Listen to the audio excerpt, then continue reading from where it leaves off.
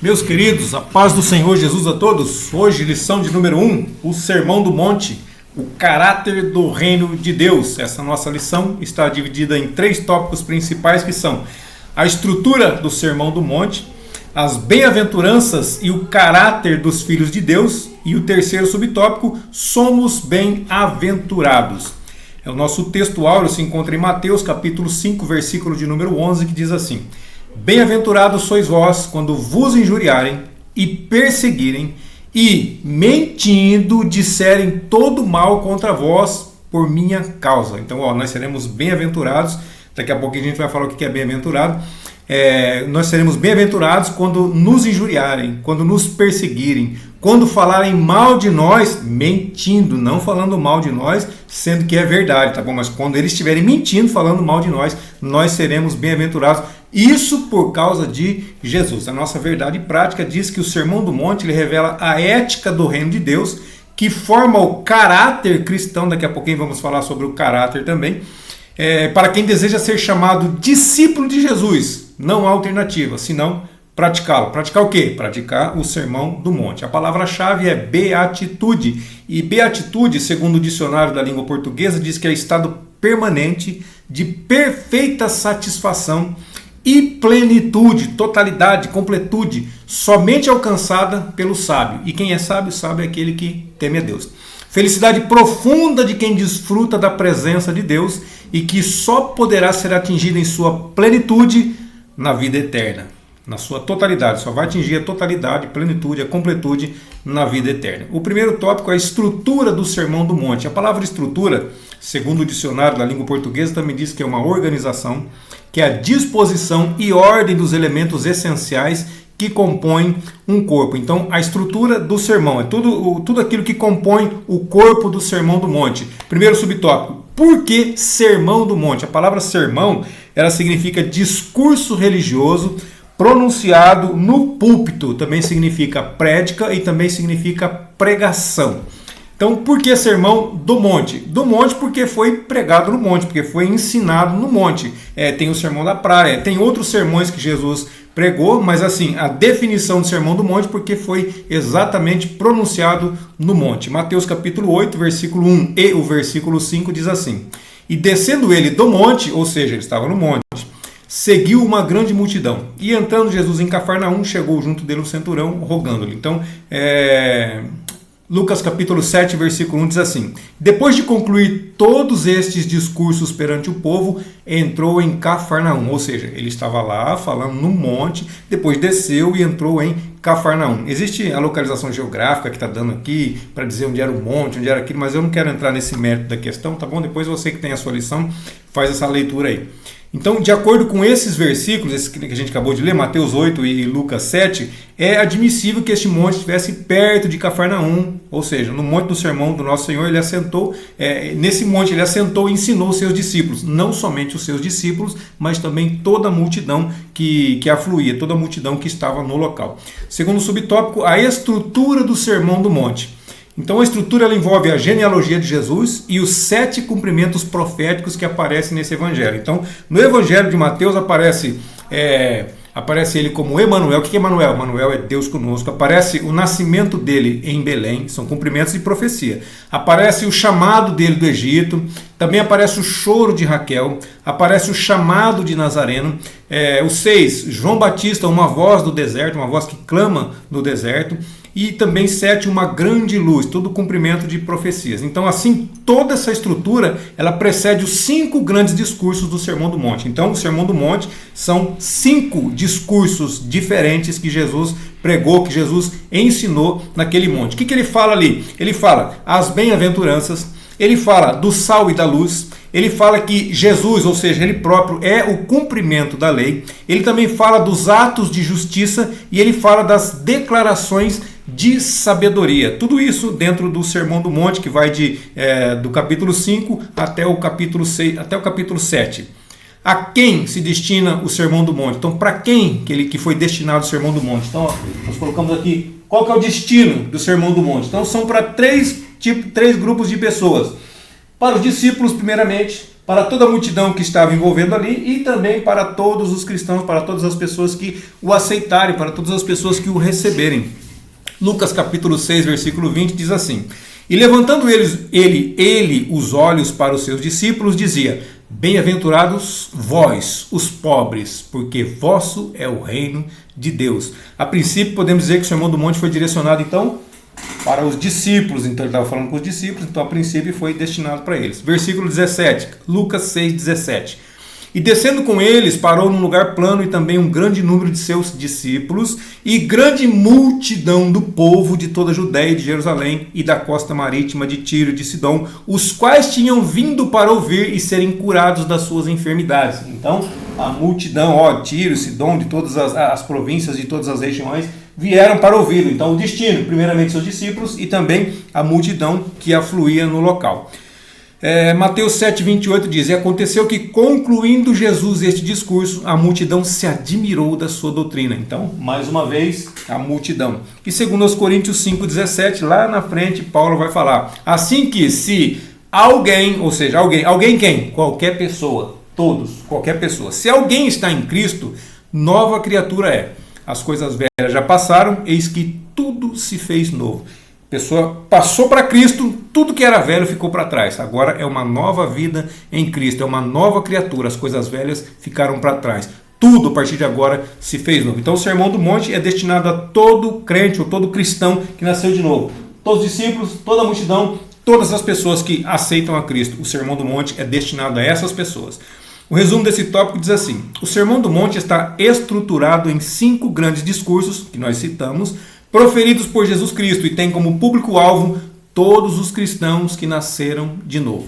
O segundo tópico diz assim: as bem-aventuranças e o caráter dos filhos de Deus. O que são bem-aventuranças? Então, antes de eu falar para você o que são bem-aventuranças, aliás, vou falar o que são bem-aventuranças primeiro. A expressão bem-aventurados é um adjetivo plural grego, makarioi. Onde é que ele está? Perdi está aqui. Bem-aventurado, grego, makarioi, que significa feliz. Não é cruz isso aqui não, tá bom? Isso aqui são mais. Por quê? Esse bem-aventurado aqui é mais do que feliz. É uma condição que é inexplicável. Não dá para explicar uma pessoa que é mais do que feliz. Porque felicidade, para nós aqui na Terra, felicidade já é a totalidade. Então não tem como ser mais. Mas a palavra bem-aventurado, ela significa mais do que feliz. É difícil de explicar, mas é isso que ela significa. E no grego foi escrito makarioi, tá bom? Então as bem-aventuranças, elas são resultado da fidelidade do crente a Deus. E em qualquer circunstância persevera no caminho. Com isso, participa das bênçãos divinas do quê? Da salvação. Apocalipse 1,3 vai dizer assim, aliás, vamos para o nosso quadro aqui. Deixei o título lá em cima, o reino de Deus. E também tem outro título aqui, o reino dos céus. Então são 2 títulos aqui, tá bom? O que é o reino de Deus? Então, antes da fundação do mundo, existia a eternidade. Ou seja, o que é a eternidade? A eternidade é uma coisa que a nossa mente humana não consegue compreender. Nós entendemos começo, meio e fim. A nossa mente humana consegue entender isso. Agora, eterno, nunca nasceu, nunca foi criado e não terá fim. Nós não conseguimos entender. Essa é a grande verdade. Nós não conseguimos entender. Então, antes da fundação do mundo, sem princípio, não teve princípio e era a eternidade. Aí entrou a dispensação da lei. A dispensação da lei veio primeiro, patriarcas, de Adão até Moisés. Depois os israelitas, que foi de Moisés até Cristo. Então isso aqui é a primeira parte do reino de Deus. Aí na segunda parte do reino de Deus, entra aqui o reino dos céus. No meio do reino de Deus, entra o reino dos céus. Ok? Deu para entender? Então o reino dos céus está dentro do reino de Deus. Então aqui no reino dos céus tem a dispensação da graça, que veio com a igreja e os cristãos. Então, na dispensação da graça, Jesus veio aqui, então, de Moisés a Cristo. Quando Cristo veio, deu início à dispensação da graça. Na dispensação da graça foi criada a igreja e os cristãos automaticamente, porque os cristãos compõem a igreja. Jesus veio na sua segunda vinda, aí teve uma divisão aqui no reino dos céus. Não é divisão para separar não, tá bom? Divisão para unir. Aqui Jesus veio. Aqui ele veio pela segunda vez. O que vai acontecer? Vai acontecer a dispensação do reino. Ou seja, no reino dos céus tem a dispensação da graça e a dispensação do reino. A dispensação do reino é Cristo mais os vencedores, ou seja, aqueles que foram arrebatados antes dessa segunda vinda, aqueles que foram arrebatados vão estar aqui reinando com ele, e também o Messias, o próprio Cristo, vai estar reinando durante esse período aqui, que é um período de 1000 anos, que é o período chamado de milênio, ok? E depois, 1, 2 e depois 3. Depois que acabar o milênio, o que vai acontecer? Eternidade. Ou seja, novo céu e nova terra. Então colocamos aqui, ó, 1, 2 e 3. O 1 faz parte do reino de Deus. O 2 faz parte do reino de Deus. E o 3 faz parte do reino de Deus. O 2 é o reino dos céus. E o reino dos céus está dentro do reino de Deus. Deixa eu te mostrar aqui, ó, uma raridade. Vê se você consegue visualizar aí. Então o reino de Deus é do começo até o fim. O reino dos céus é essas duas bolinhas aqui, tá bom? Essa relíquia aqui, ó, é uma Bíblia, é o Novo Testamento Restauração. Essa Bíblia aqui você consegue adquirir ela de graça se você entrar no site. Eu vou deixar na descrição do vídeo aqui o site. Se você quiser, você consegue adquirir essa Bíblia gratuitamente, tá bom? Ela é para evangelismo. Não é Bíblia, é só o Novo Testamento, ok? Mas é uma raridade. Comentários excelentes tem dentro dessa Bíblia aqui, ó.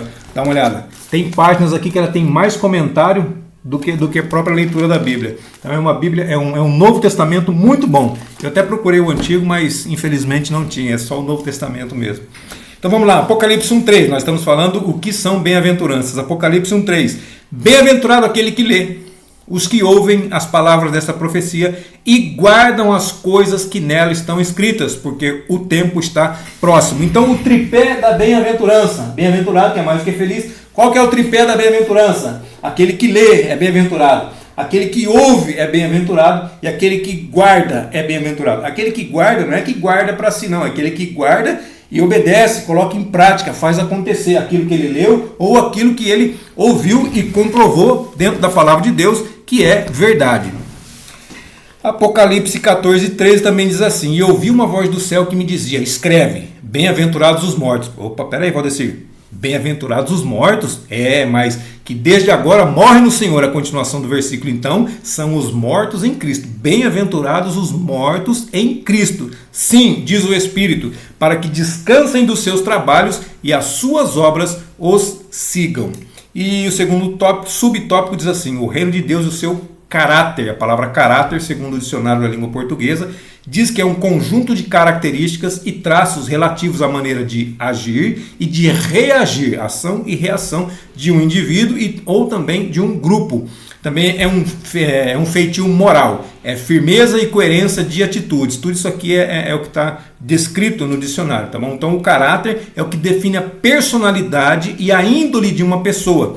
Eu gosto de dizer que é quem você é quando ninguém está vendo. Então, o meu caráter é quem eu sou quando ninguém está vendo. Quando eu estou sozinho, só eu e Deus, eu tenho que parar para pensar nisso. Eu nunca estou sozinho, porque Deus sempre está comigo. Mas o meu caráter é quem eu sou, quem eu demonstro ser, o que eu faço quando eu estou sozinho. Esse é verdadeiramente o meu caráter. Mateus 3:2 diz assim, dizendo, arrependei-vos porque é chegado o reino dos céus. O reino dos céus é chegado. Jesus pregando, o reino dos céus. Desde então começou Jesus a pregar e a dizer, arrependei-vos porque é chegado o reino dos céus. Mateus 4:17. E Mateus 4:23. E percorria Jesus toda a Galiléia, ensinando nas suas sinagogas e pregando o evangelho do reino e curando todas as enfermidades e moléstias entre o povo. Mas então o que seria o reino de Deus? O reino do coração, o reinado que ocorre dentro do coração de cada pessoa que se rende à soberania de Deus. Está lá em Lucas 17:21. Nem dirão ele ali ou ele aqui, porque eis que o reino de Deus está entre vós, está dentro de cada um de nós. Também, letra B, chegada do reino como salvação. Então Jesus veio anunciando a salvação. Então quando a pessoa passa pela experiência da salvação, experiência salvífica, ela desfruta de bênçãos, tanto espirituais quanto materiais. E também reconhece e obedece ao grande rei, ao rei dos reis e senhor dos senhores. Marcos 10:26-27. E eles se admiravam ainda mais, dizendo entre si, quem poderá, pois, salvar-se? Aí vem a resposta. Jesus, porém, olhando para eles, disse, para os homens é impossível, mas não para Deus, porque para Deus todas as coisas são possíveis. E também O reino de Deus ele se expressa como a igreja. Então a igreja ela é a expressão do reino de Deus na terra. Então ela é constituída por pessoas de corações regenerados e transformados e que por isso essas pessoas elas reconhecem a Deus como soberano, como superior, como todo-poderoso. Então a igreja é vista como expressão do reino de Deus. Está em Mateus capítulo 16, os versículos 17 até o 19. E o D também, a letra D diz assim que toda a criação e também a volta do Senhor. Então a imagem bíblica do governo do nosso Senhor, em que o universo será redimido e posteriormente haverá novo céu e nova terra, como nós já falamos ali, novo céu e nova terra depois do reinado do Senhor. Traz consigo a dimensão, tudo isso aqui traz consigo a dimensão do reino de Deus. E o terceiro subtópico diz que os súditos, fala sobre os súditos do reino de Deus.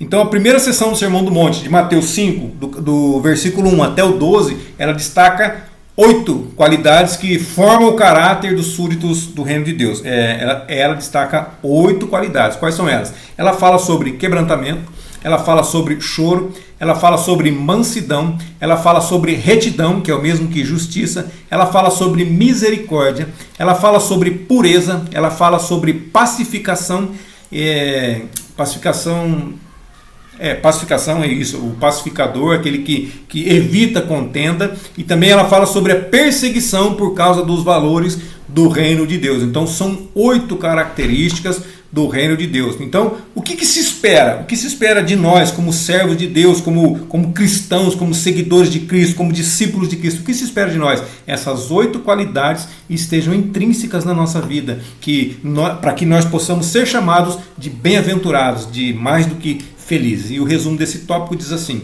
cada bem-aventurança é um traço do caráter de quem vive os valores do reino de Deus. Então, o terceiro tópico diz assim: somos bem-aventurados. Primeiro subtópico: a beatitude na vida dos salvos.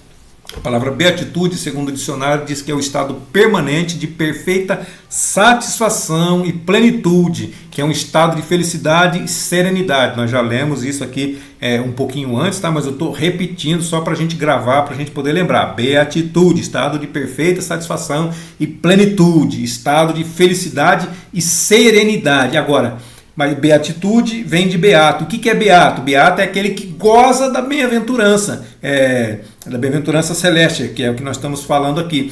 E também, é claro, também é aquele que foi beatificado pela Igreja Católica, mas não é o caso aqui. Aqui, o caso do beato é aquele que goza da bem-aventurança, tá ok? Retornando aqui, então, o discípulo desfruta do favor de Deus e manifesta atitudes que mostram coerência com a ética do reino de Deus. Então, toda pessoa que aceita Cristo, ela tem que mostrar coerência com aquilo que ela prega, com aquilo que ela faz, com aquilo que ela vive. Então, se eu prego a Cristo, se eu falo de Cristo, se eu sigo a Cristo, se eu sou discípulo de Cristo, eu tenho que ser coerente. O que é coerência? Coerência tem que ter nexo, tem que ter lógica, tem que ser racional. Não adianta eu falar uma coisa e fazer outra. Isso aí é farisaísmo. Então, eu tenho que fazer aquilo que eu falo e eu tenho que falar aquilo que eu faço. Então, as beatitudes, são 7 aqui. Então fala de humildade, fala de mansidão, fala de retidão, fala de misericórdia, fala de pureza, de pacificação e disposição para o perdão. Veja bem, se eu não perdoar, eu não serei perdoado. Por isso que a oração do Pai Nosso diz assim: perdoa as nossas dívidas assim como nós, da mesma forma que nós perdoamos aos nossos devedores. Isso aqui é Sermão do Monte, tá? Não é a oração do Pai Nosso ainda não. Sermão do Monte, capítulo 5, versículos de 1 até o 12, vai falar dessas características aqui, da beatitude, das bem-aventuranças na vida dos salvos, que é o que eu acabei de falar: humildade, mansidão, retidão e assim por diante. Hebreus 4, 12 e 13 vai dizer que: porque a palavra de Deus é viva e eficaz, mais penetrante do que espada alguma de 2 gumes, e penetra até a divisão da alma e do espírito, e das juntas e medulas, e é apta para discernir pensamentos e intenções do coração. Então a palavra de Deus, ela consegue penetrar em todo lugar do nosso corpo, espírito, alma e corpo, e do corpo vai nas juntas e medulas, dos ossos, em tudo quanto é lugar. A palavra de Deus é a única que consegue fazer tudo isso aí. Ela penetra em tudo isso aí. Todas essas divisões ela consegue entrar. Ou seja, nós podemos ser santos por inteiro, espírito, alma e corpo, por completo, porque a palavra de Deus ela penetra em todos esses lugares. Ah, eu sou crente, mas a minha mão não é. Não existe isso. A palavra de Deus ela penetra em todos os lugares. Ela converte o mais vil coração, ela converte o mais vil pecador. E não há criatura alguma encoberta diante dele. Antes, todas as coisas estão nuas e patentes aos olhos daquele com quem temos de tratar. Então, quem passou pela experiência da salvação é transformado interiormente pela palavra de Deus. Tem que ter mudança. Se não teve mudança, é porque não passou pela experiência da salvação ainda. Segundo subtópico, a prova de que o cristão é bem-aventurado. Então, o cristão que pratica as 8 beatitudes que nós já falamos aqui, depois você volta o vídeo e dá uma olhada lá. Pratica as 8 beatitudes do Sermão do Monte. Ele domina o eu carnal, sabe? O nosso ego, o nosso eu carnal, ele domina. Então, se praticou as 8 beatitudes, as 8 bem-aventuranças, que é a mesma coisa, vai conseguir dominar o eu carnal. Sabe aquela briga que tem constantemente dentro de nós? Espírito contra carne o tempo todo. Quem é que vence? Aquele que pratica as coisas espirituais, aquele que pratica as 8 qualidades das bem-aventuranças. Esse sim vai vencer a carne, vai vencer o eu carnal. Entra numa nova dimensão espiritual e vive a bondade de Deus. Gálatas 2:20. Olha o que Paulo diz escrevendo aos Gálatas. Já estou crucificado com Cristo, ou seja, Cristo foi crucificado. Paulo está dizendo assim, eu já estou crucificado juntamente com Ele. Ele foi e eu estou com Ele. E vivo, olha só, da mesma forma, porque Jesus morreu, mas Ele ressuscitou. E Paulo fala assim, e vivo, não mais eu, mas é Cristo que vive em mim. E a vida que agora vivo na carne, eu estou vivendo na carne, mas vivo pela fé do Filho de Deus, o qual me amou e se entregou a si mesmo por mim. Olha o exemplo que nós temos que seguir. Exemplo que tem que ser seguido é esse daqui. Viver a vida na fé. Eu vivo na carne, mas vivo na fé. Pelo sacrifício que o Senhor Jesus fez para que eu pudesse ser salvo, para que você pudesse ser salvo. Filipenses 3, 7 e 8. Mas o que para mim era ganho, reputei-o perda por Cristo. Então o que eu achava que era lucro, para mim foi perda. Mas por quê? Por causa de Cristo. E na verdade, versículo 8, tenho também por perda todas as coisas, pela excelência do conhecimento de Cristo Jesus, meu Senhor, pelo qual sofri a perda de todas estas coisas, e as considero como escória. Essa aqui é Almeida, eu até esqueci qual Almeida que é essa aqui, mas está escrito aqui, considero como escória para que possa ganhar a Cristo. Mas olha, na Almeida Revista Corrigida, que é a que a gente costuma utilizar, diz assim, considero como esterco. Opa, tudo aquilo que eu estudei, tudo aquilo que eu vivi, tudo aquilo que eu aprendi, eu considero como esterco para que possa ganhar a Cristo. Considero como escória, aquelas coisas que não servem para nada na nossa vida. Está entendendo? Olha só o que Paulo, tudo aquilo que ele aprendeu, tudo aquilo que ele tinha, tudo aquilo que ele viveu, ele considera como esterco, simplesmente pelo fato de que ele consiga ganhar a Cristo, que ele possa receber a Cristo na vida deles. E também ele escreveu aos Romanos, dizendo, Romanos 12:2, assim, e não sede conformados com este mundo, não tomem a forma deste mundo, não se conformem, não tomem a forma deste mundo, mas sejam transformados pela renovação do vosso entendimento. Aí sim você vai experimentar qual seja a boa, agradável e perfeita vontade de Deus na nossa vida. Então nós precisamos ser transformados, não tomar a forma desse mundo, mas ser transformado, ser renovado. O nosso entendimento tem que ser renovado. Não é mais o entendimento do mundo, agora é o entendimento cristão, tem que ser renovado. Aí sim nós vamos experimentar isso, a boa, agradável e perfeita vontade de Deus na nossa vida. Então a verdadeira felicidade, ela não tem nada a ver com o que o homem moderno deseja. O que o homem moderno deseja? O homem natural, o homem moderno, ele deseja dinheiro, ele deseja ambição ou fama e ele deseja poder. Olha só, mas olha que interessante, tem uma frase que diz assim, quer conhecer uma pessoa? Dá poder para ela. Então, o homem natural, o homem comum, ele deseja tudo isso aqui. Nós desejamos? Claro que nós desejamos. Nosso coração é carnal, nós desejamos sim, com toda certeza. Não adianta mentir, não adianta ser fariseu e dizer que não. Porém, nós temos que lançar tudo isso nos pés do Senhor. Nós temos que fazer como Paulo falou assim, reputar como esterco, reputar como coisa vil, como coisa que não serve para nós. Temos que reputar. O desejo não vai sair do nosso coração. Ele vai continuar aqui. Mas, olha o contraste com isso, vem as bem-aventuranças. Então, o desejo do homem é isso aqui. Mas o desejo do Senhor são as bem-aventuranças intrínsecas na nossa vida. Então, a felicidade bíblica, essa aqui é a felicidade que o homem busca. Só que ele não vai achar felicidade. Ele pode até conseguir tudo isso aqui, mas ele não vai encontrar felicidade. Ele não vai encontrar a bem-aventurança. Essa felicidade mais aqui, ó, ele jamais vai encontrar nessas coisas aqui. Jamais. E como que a gente consegue isso? A felicidade bíblica ela se revela na onde? Amar o seu inimigo. É fácil? Se fosse fácil, todo mundo faria. Bem dizer o que maldiz, falar bem daquela pessoa que está falando mal de você. É fácil? Se fosse fácil, todo mundo fazia. Fazer o bem ao que o odeia. É fácil? Meu irmão, se fosse fácil, todo mundo estava fazendo. 4. Orar pelos que maltratam e perseguem. É fácil?